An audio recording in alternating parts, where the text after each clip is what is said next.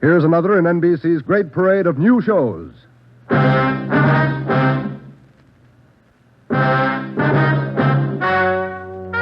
Ladies and gentlemen, the story you are about to hear is true. Only the names have been changed to protect the innocent. NBC brings you Dragnet.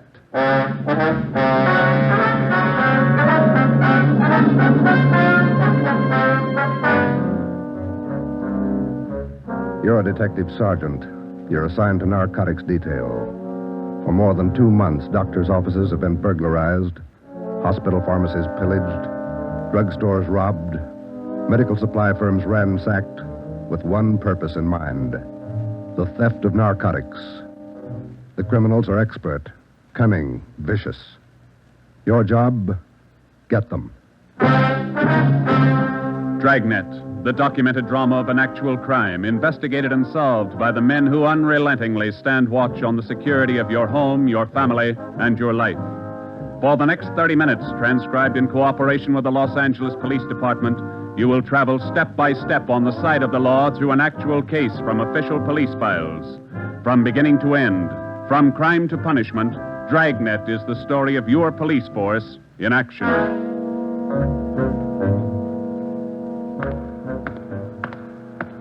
It was Thursday, March 23rd. It was windy in Los Angeles. We were working the night watch out of Narcotics. My partner's Ben Romero. The boss is Ed Backstrand, chief of detectives. My name's Friday. I was on my way back from the record bureau, and it was 10:35 p.m. when I got to room 24. Narcotics detail. Yeah, okay. Well, we'll be right over. Thank you. Get anything, Joe? Nothing we don't know already. How about you? That was the county hospital on the phone. Doc Welch. Pretty fair lead. I told him we'd be right over. What's he got? One of our informants, Benny Trounsel. Ready? Let's go. What's with Benny? It's bad shape. Somebody worked him over.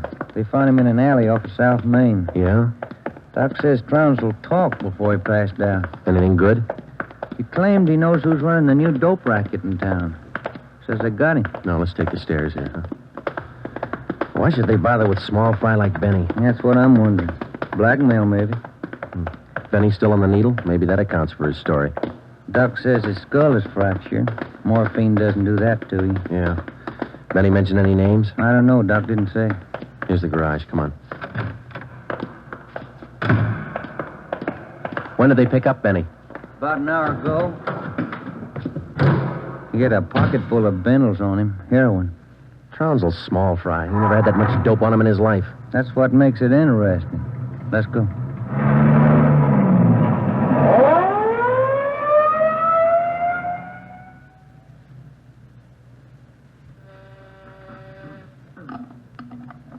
County Hospital? Yes, sir. The line is busy. Will you wait? Thank you. Can I help you, gentlemen? We'd like to see Dr. Welch. She's expecting us. Your names, please? This is Sergeant Romero. My name's Friday, police officer. Oh, yes. Around the corner to your left, room 127. The doctor's waiting for you. Thank you. Come on, Ben. I hope Benny's still talking. We could sure use a lead. Yeah. Here it is. 127. Hiya, Ben. Joe? How are you, Doc? Anything new? Just left Trounsel upstairs. You think we can talk to him now? Won't do much good. He died about 6 minutes ago. For almost 2 years, Benny Trounsel, an addict himself, had been one of the most valuable informants Ben and I had in the narcotic gangs. More than once, he had helped us solve a case, but this time, if Benny Trounsel had any direct leads to the nerve center of the newest narcotic ring, he took them with him. Besides his dying accusation that the ring had gotten to him, he left behind only 2 small scraps of information. First, when he arrived at the county hospital, Dr. Welch reported that Trounsel repeatedly muttered the name Patterson. Secondly, among the few personal effects found in his pockets was a good amount of heroin and a small piece of white paper with 2 words scrawled on it, Tucker Building. Benny Trounsel's body was taken to the county morgue, and the next morning it was posted. At the coroner's inquest, the cause of death was listed as a brain hemorrhage induced by severe blows by a blunt instrument on the sides and base of the skull, inflicted by a person or persons unknown. Besides Ben and myself, the only identification witness at the inquest was a woman who managed a rooming house in Benedict Alley, where Trounsel used to stay periodically. After the inquest, we questioned her briefly in our office. Miss Strite, you say you can't remember any friends Trounsel had while he stayed at your rooming house? No, I can't. Besides, if I knew that man used dope, I never would have rented him a room. How long did he rent from you, Miss Strite? About 6 months.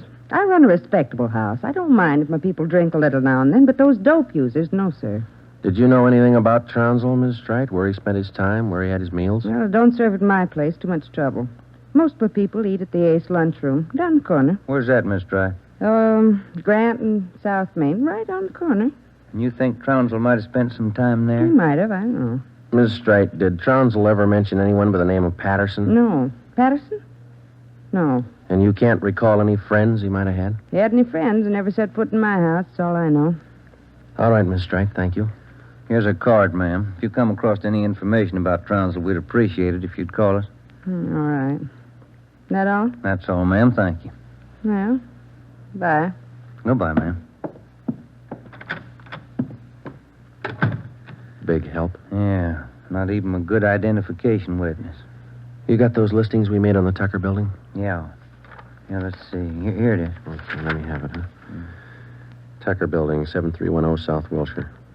I wonder what Benny Trounsel could have been doing out there.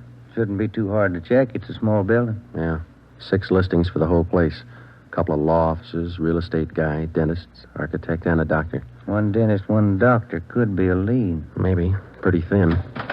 Friday, Romero. You got a minute? Yes, Skipper. Come on, Joe. Yeah. What do you got, Ed? Letters. Here's a sample. Now listen to this. Chief of Detectives, Ed Backstrand, City Hall, Los Angeles. In view of mounting wave of narcotic robberies, strongly recommend that your efforts to curb this lawlessness be redoubled.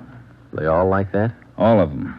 They're mad. Can you blame them? Not a bit. We haven't got much to go on, Chief. The gang's pretty smart. All right, then let's be smarter. There's no law against it. Doing our best, Skipper. Then make it better. I'm sick of that bunch, and I'm tired of these letters. And look at that record. In 2 months, 15 drugstore robs, 8 medical offices, 2 supply houses, 2 hospital pharmacies. Narcotics missing every time. Now, who's behind it? None of the old-timers. We've checked them out. Gone over every hype and mainliner we know of. All right, then get on the transients. New faces. Climb on every one of them that shoots the stuff until you get to that gang and break it. If you need help, holler. But get to that gang and break it. You understand? Okay, Skipper, we'll try. You dig up anything on that Trounsel case yet? Still checking out one lead. What? Slip of paper we found in Trounsel's pocket, Ed. Said Tucker building on it, that's all. Just going to check it out when you called. All right, hop on it. Fast. We got a lot of pressure on us. Keep in touch with the office. It was almost noon when Ben and I got out to the Tucker building. It was a 2-story affair, comparatively small, very modern. We checked with the dentist in the building first, but he'd never heard of anyone by the name of Benny Trounsel. His records and appointment books proved it out. Well, that's one down, Joe. Yeah? Let's try that doctor's office now. What's his name? Let me see. Springer. Dr. Fred Springer. He's on the 2nd floor. Okay, there's a stairway down there. Come on. Pretty close to lunchtime. Might not be in. Maybe. Somebody should be there. We haven't got much time to play with. Yeah. Chief sure was up in there this morning. Here's the office. Fred Springer, M.D. Good morning. May I help you, gentlemen? We'd like to see Dr. Springer, please. Do you have an appointment? No, we don't. Well, the doctor's not in at present. Would you like to make an appointment for later in the day? No, ma'am. We're police officers. This is Sergeant Friday. I'm Sergeant Romero. How do you do? I'm Miss Turner. I'm the doctor's nurse. Then you must take care of the appointment and record books for the doctor. Yes, I do. Well, maybe you can give us the information we're looking for, Miss Turner. Did the doctor ever have a patient by the name of Trounsel? Benny Trounsel? Trounsel? Mm-hmm. No, I don't think so. Just a moment. I'll check. Thank you. No. Trounsel. Is that the way you spell it? Yes, ma'am. No. The name's not listed here. Let me check the account book. No. Wait. It's funny. What's that, Miss Turner? Here in the back of the book in the doctor's handwriting. Look, Trounsel, the black parrot. certainly funny. I can't remember seeing that notation before. It must be fairly recent. Miss Turner, what kind of a clientele would you say Dr. Springer has? Oh, it's quite exclusive. Beverly Hills, Bel Air. That's where most of the bills are mailed. Can you recall seeing Trounsel in the office here, Miss Turner? Small man, thin, walked with a kind of a limp, not very well dressed? No, I don't think so. Doesn't sound like any of our patients. Would you show us the doctor's prescription lists for the last 2 months? We'd like to check them. Well, I'm afraid I can't. Dr. Springer keeps them in the safe. He's the only one who has the combination. How long you been with Dr. Springer? About 10 months. Ever since he started his practice out here. Where was he before that? Philadelphia. I don't understand all these questions. Is anything the matter? Just a routine check, Miss Turner. When do you expect the doctor back? About 4 this afternoon. He's out making home calls. All right. Here's our card. Would you ask him to call us as soon as he comes in? I'll do that. Thank you, Miss Turner. Bye. Goodbye. Bye. Oh, say, Miss Turner, there's one more question. Yes? Does Dr. Springer have a patient by the name of Patterson? Oh, yes. One of the doctor's first patients, John Patterson. He lives out on East Beverly Drive.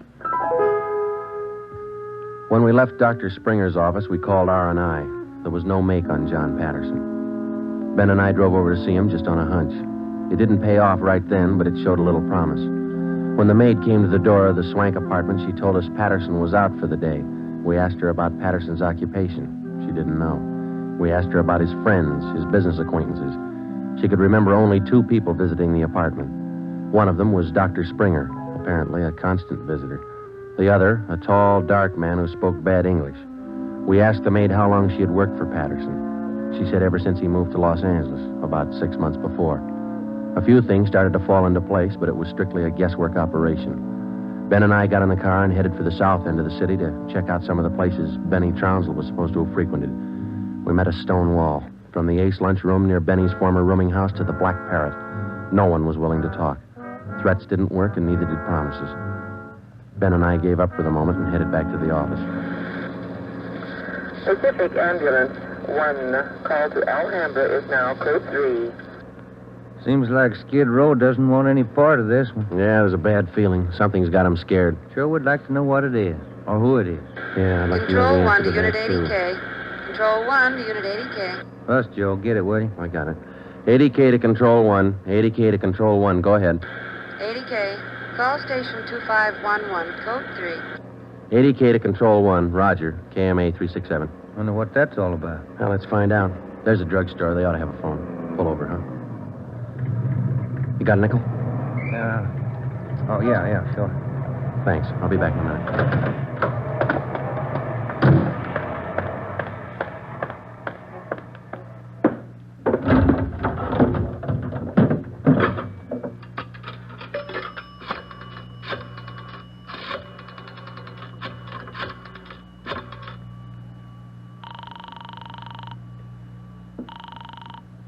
City Hall. 2511. Thank you. Chief of Detective's Office, Hannon. This Friday, Mike. The chief there? Oh, yeah, just a minute. Backstrand talking. This Friday, Ed. What do you got? You tied up? Nothing big. Then check in as soon as you can. Got something good. What? You remember the stick-up at St. Agnes Hospital about a month ago? Pharmacy there? What about it? 2 patrolmen picked up a user down near Union Station about an hour and a half ago. Yeah? Guy was way back on his heels. He had 2 vials of morphine on him. Vials had serial numbers. Good. Did they match out? Perfectly. Thanks, Ed. We'll be right in.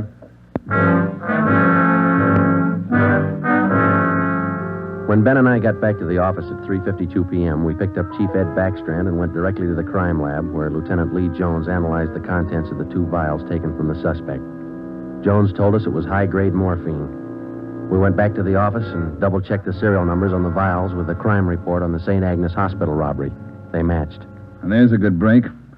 These vials were in the loot when the gang knocked over the hospital 28 days ago. Now stay on the trail and we'll crack that gang wide open. This the arrest report on the guy, Ed? Yeah. Picked him up in a bar off South Main. Who is the guy? A transient? Yeah, here it is, Ben. James Steiner, Phoenix, Arizona, age 37, transient laborer. Anybody talk this guy yet, Ed? Not yet. He shouldn't be too hard. You better get on it. Right, Skipper. Come on, Joe. Check you later, Ed. What time you got, Ben? Let me see here.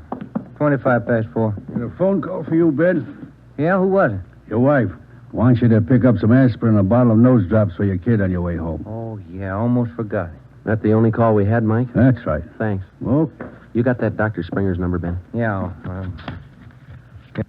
Here it is. Crestview 55284. Thanks. Nurse said he'd call us around 4, didn't she? Yeah.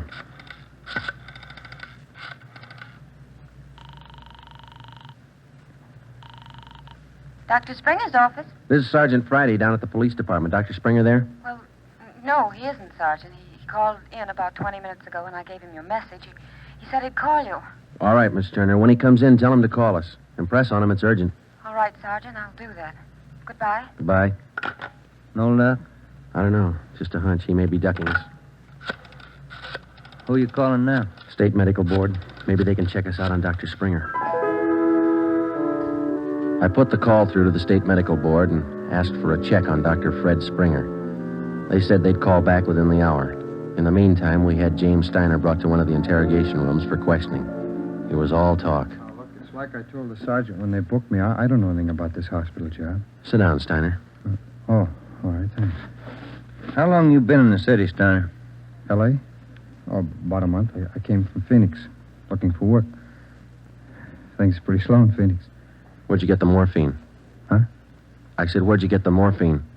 The stuff? Oh, I bought it. Just for a pop now and then. I just play around with it. Just for kicks. Who'd you buy the vials from? Who? I don't know. A guy in a bar gave me a price. Which bar was that? Which bar? The Black Parrot. I'm not hooked. I just play around with it just for kicks. What'd the guy look like, Steiner? What did he look like? I don't know. Tall, I guess. Would you remember him if you saw him again? Remember? Sure. I talked to him a couple of nights at the bar. Was he on the stuff? Was he a hype? Hype? Yeah, maybe. Tall fella, dark. You shooting the stuff? Shooting the stuff? No, I'm no mainliner. I never took in the veins in my life. I told you I'd do it just for kicks, just to pop now and then. Take off your shirt. Let's see your arms. Huh? My arms? Come on, take it off. Well, Who are you kidding, Steiner? Your arm looks like a pincushion. I told you just once in a while, just for the kicks. I'm not hooked on it. They found 2 vials of stolen morphine on you, Steiner. You can go 2 ways, hard or easy. Hard or easy? I told you I ain't done nothing. I bought the stuff. I use a cap or a bindle once in a while for kicks, but I'm not hooked. I bought the stuff, I tell you. Who was he, Steiner? Who sold it to you? Who? I told you I met him in a bar, the Black Parrot. Who was he? He was tall, dark. He gave me a good price. Come on, let's have it, Steiner. His name. I'm feeling sick. You got something for me? I'm sick. All right. Mike. Yeah, Joe. Get some milk. A couple of quarts right away. Okay, Joe. You ready to tell us, Steiner? Who was he? I'm sick. I'm sick. We're getting some milk for you now. Come on, you better talk. Max. That's all he said. Name was Max. He gave me a good price. I only take a pop now and then just for kicks. You think you could point him out for us? Yeah, maybe. I'm sick. I'm sick. Narcotics, Romero. Hello. This is Dr. Springer calling. You wanted to talk to me. Yes, we did, Doctor. And we've got a few questions we'd like to ask you. Oh, hold on just a minute, will you? It's Dr. Springer, Joe. All right, tell him we got to see him tonight. We'll call him back later. Dr. Springer? Yes? Sorry, Doctor. We'll have to see you later on tonight. You be at home? Well, I have an appointment this evening. Would you mind telling me what this is all about? Sure, Doctor. It's about a man named Benny Trounsel. Oh. I see. And if you don't mind, we'd like to check over your prescription list with you. Yes. I'll cancel my appointment. You can contact me here at home. 1538 South Road. I'll be here all night. All right, Doctor. Thank you. We'll see you later then. Yes. Goodbye. Goodbye. What'd he say? All right? Yeah, it's all right. I'll buy that hunch of yours now, Joe. Dr. Springer, he knows who killed Benny Trounsel. I bet he knows why. When Mike Hannon came back with the milk, we fed it to Steiner, and then we put him back in his cell. We put in another call to John Patterson out on East Beverly Drive, but there was no answer.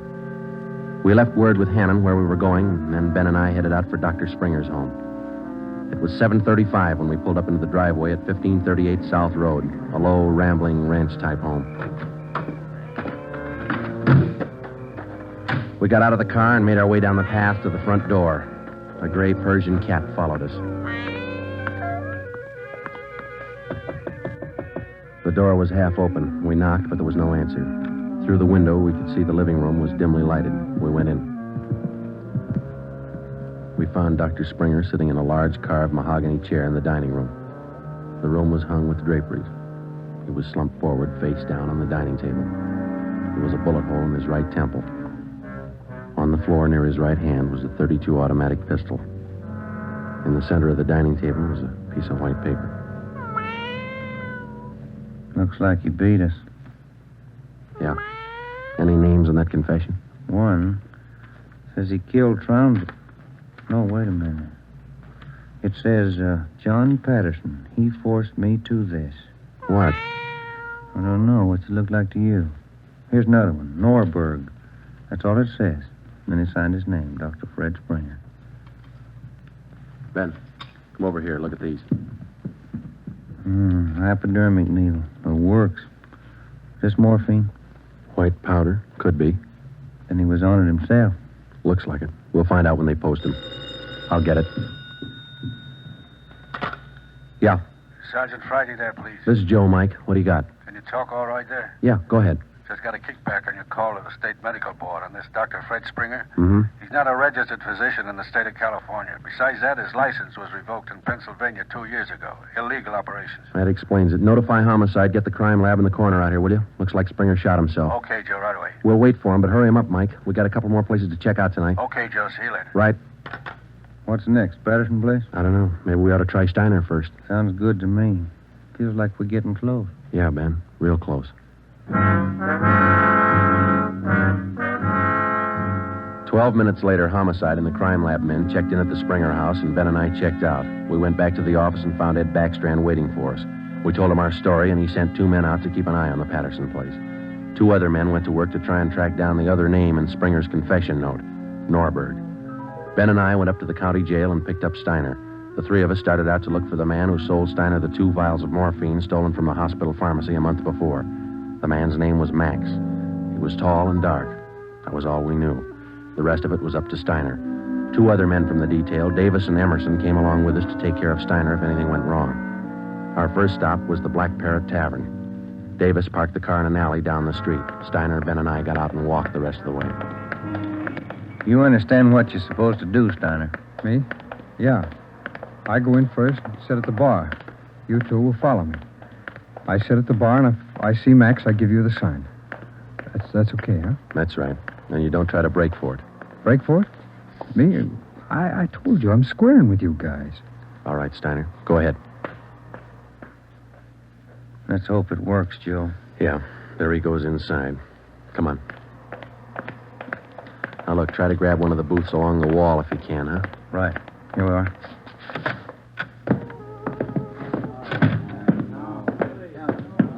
The first booth, Ben, it's empty. Yeah. Fellas left to order at the bar. Waitress got a night off. Make it a couple of beers, will you? Couple of beers? Okay. Joe. Joe, look at Steiner. Yeah, he's signaling. Must mean the guy putting on his coat over there. No, hold it, Ben. Wait till he gets past us.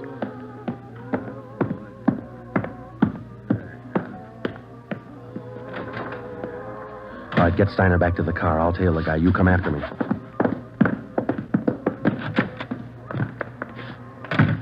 I didn't know how right Steiner was or how much we could trust him. All I knew was that the man I was following was tall and he was in a hurry. I followed him 3/4 of a block before he turned in at a motel. He went to a cottage at the rear of the lot, let himself in, and closed the door quickly behind him. A minute later, Ben and the others pulled up in the car. Got him staked out, Joe. Steiner says that was Max. Let's make sure. Come on. Which one's he in? The one down at the end here. Now be careful. You too. All right, here we are. Wait a minute right there.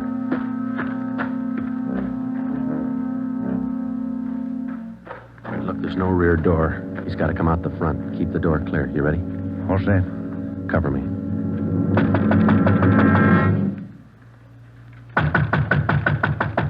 Open up in there.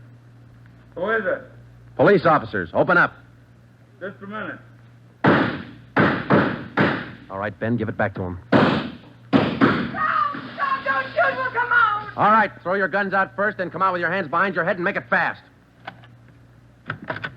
Watch it, Ben, he's making a break. Where All right, mister. That's far enough. Get out of my way. Get out of Get him, Ben. That's good, Ben. You all right? He didn't mean it, Copper. He didn't mean it. He didn't know what he was doing. Well, that must be a good excuse, lady. A lot of people use it. Come on, Ben. Let's take him in.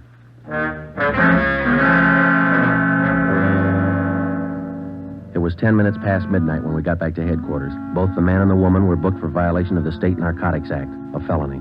He gave his name as Max Jansen. In his luggage, we found 13 vials of morphine, large quantities of heroin, and a small amount of Panopin. He gave us the names and addresses of 6 active members of the narcotics gang. He identified Dr. Springer as second in command. Just a few more questions, Jansen. Yeah, all right. Why did Springer kill Trounsel? He had it coming. Trounsel knew the score, and he was blackmailing them, bleeding them white. Why didn't the gang take care of him? The boss said no rough stuff. Things were going too good. He warned Springer, but he wouldn't listen. All right, Jensen, just one more question. Who's the boss? Do I get off light? State's witness? It might help. We can't promise you anything. Who's the boss, Patterson? Yeah. 138 East Beverly Drive? That's right. What about Norberg? How does he figure? It's the same guy. Patterson and Norberg, both the same. And what's his real name? Norberg. Tony Norberg. What's his front? He's legit, or he used to be. Importing business. Where? Here. Got an office downtown. Do I get protection? Where's Norberg now? Home out in Laurel Canyon. Do I get protection? I thought you said he lived out on East Beverly. His apartment, his home's out in the canyon. Where? What's the address? Do I get protection? You'll get protection. Winden Way. 860 Winden Way. All right, Friday. Romero, take some men with you.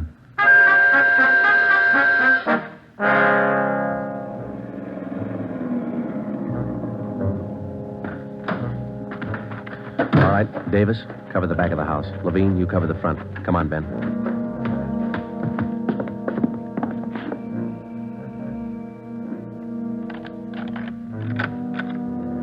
Yes? Mr. Norberg in? Who's calling? Police officers. Oh, come in, won't you? Thank you.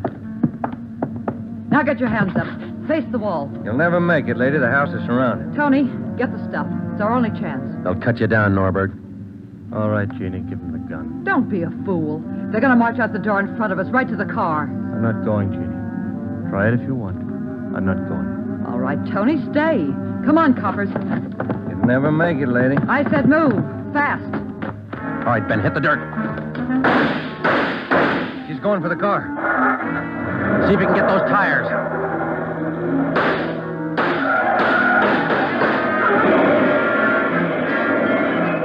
Come on.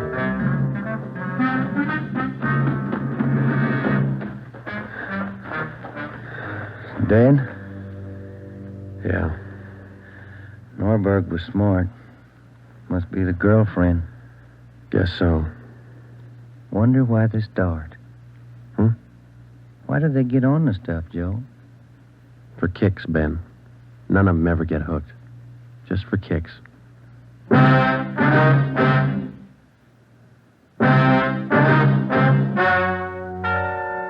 story you have just heard is true. Only the names were changed to protect the innocent. Tony Norberg, alias John Patterson, was tried and convicted for possession of narcotics, robbery, and conspiracy, and was sentenced to the maximum term prescribed by law, each count to run consecutively. He died 3 years and 11 days after his arrival at the state penitentiary.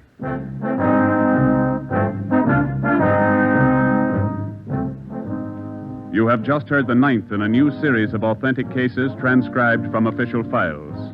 Technical advice for Dragnet is furnished by the Los Angeles Police Department. Tonight's program is dedicated to Chief Erskine Fish of the North Sacramento Police Department, who on the night of August 11th, 1935, gave his life so that yours might be more secure.